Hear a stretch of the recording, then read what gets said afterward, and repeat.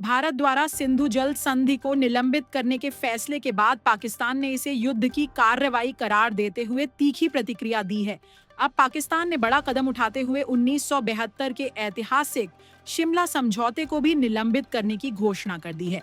गौरतलब है कि मंगलवार को पहलगाम में हुए आतंकी हमले में 28 निर्दोष नागरिकों की जान चली गई थी। इसके बाद भारत ने 1960 में हुई सिंधु जल संधि को निलंबित कर दिया। इसके जवाब में पाकिस्तान ने बृहस्पतिवार को शिमला समझौते को स्थगित करने का ऐलान कर दिया, जिसने दोनों देशों के बीच दशकों से चले आ रहे द्विपक्षीय संबंधों की नींव रखी थी। क्या है शिमला समझौता?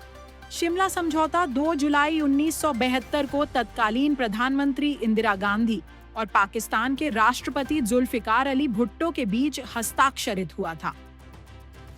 1971 के युद्ध में पाकिस्तान की करारी हार और बांग्लादेश के जन्म के बाद यह समझौता हुआ था। इस संधि के तहत दोनों देश विवादों को द्विपक्षीय बातचीत से सुलझाने पर सहमत हुए थे और तीसरे पक्ष की मध्यस्थता से इनकार किया गया था। भारत ने युद्ध के दौरान कब्जाई गई 13,000 वर्ग किलोमीटर से अधिक भूमि पाकिस्तान को लौटाकर शांति और सद्भावना का संदेश दिया था। हालांकि रणनीतिक दृष्टि से महत्वपूर्ण तुर्तुक और चालुका जैसे क्षेत्रों को अपने नियंत्रण में रखा। शिमला समझौते के जरिए 1771 के युद्ध विराम रेखा को नियंत्रण रेखा LOC का दर्जा मिला, जिसने जम्मू कश्मीर में यथास्थिति को मजबूती दी थी। निलंबन के असर पाकिस्तान के इस कदम से अब नियंत्रण रेखा LOC को फिर से युद्ध विराम रेखा के तौर पर देखा जा सकता है, जिससे क्षेत्र में एक तरफा सैन्य गतिविधियों के रास्ते खुल सकते हैं।